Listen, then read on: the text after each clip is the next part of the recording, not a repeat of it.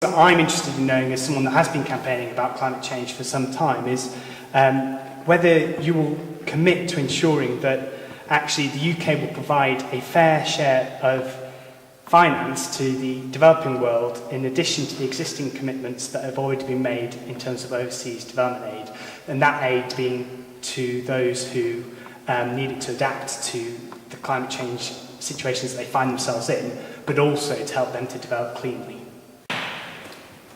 With regard to the overseas development aid, we are also committed to, as a party, to making sure that we spend 0.7% of our GDP by 2013, as we've agreed with the United Nations. So I think all the parties, whoever was elected, will stick to that. Whether or not the adaptations required for other countries will be additional is not something I can guarantee.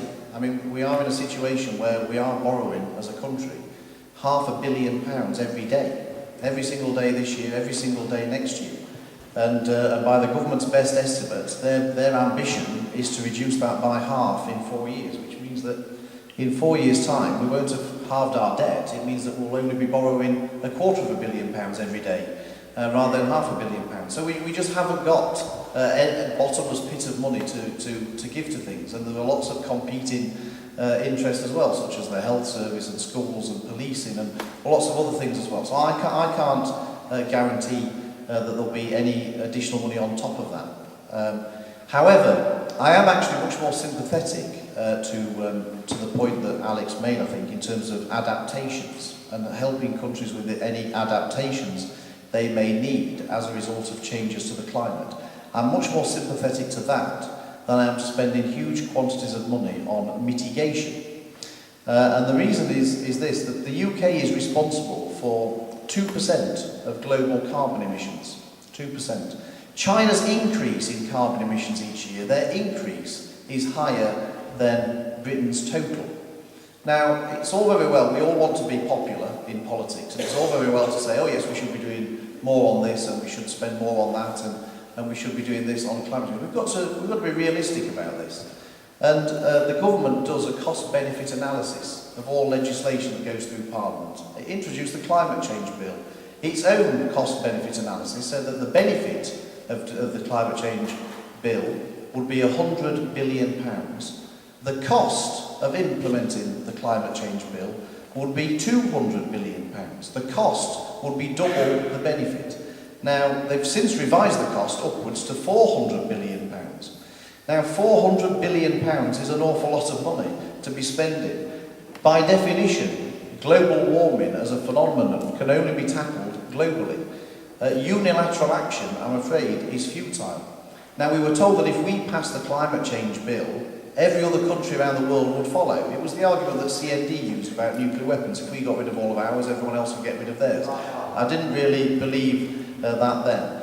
And the issue is that we had a conference at Copenhagen. We'd passed our Climate Change Act, and we had a deal at Copenhagen. So presumably the idea that if we led the way, everyone else would follow suit would have been delivered at Copenhagen.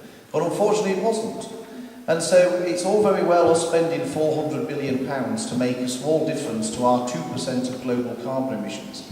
But if no other government is going to follow suit around the world, I'm afraid it becomes futile.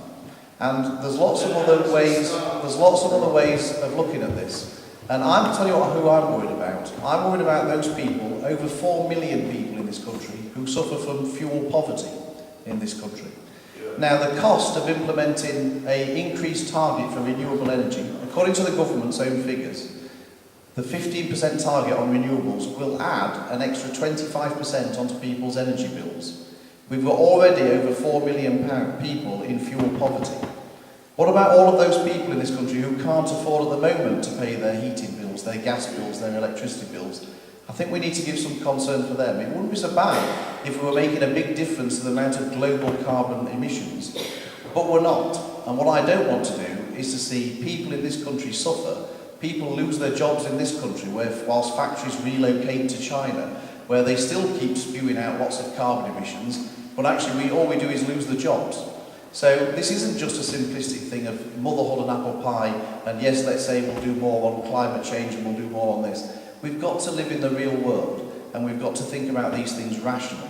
And I'm afraid that sometimes the debate on climate change hasn't always been rational and seated in the deep, harsh realities of the real world. And I'm afraid, particularly in the financial situation we're in, we've got to think about these things as a whole, not just in isolation. If I could just come back to Philip in particular. You talked a bit of cost-benefit analysis. Well, one of the costs, other than money, in terms of climate change, is actually the millions of lives that are being devastated in places like East Africa, Southern Africa, Bangladesh, Latin America.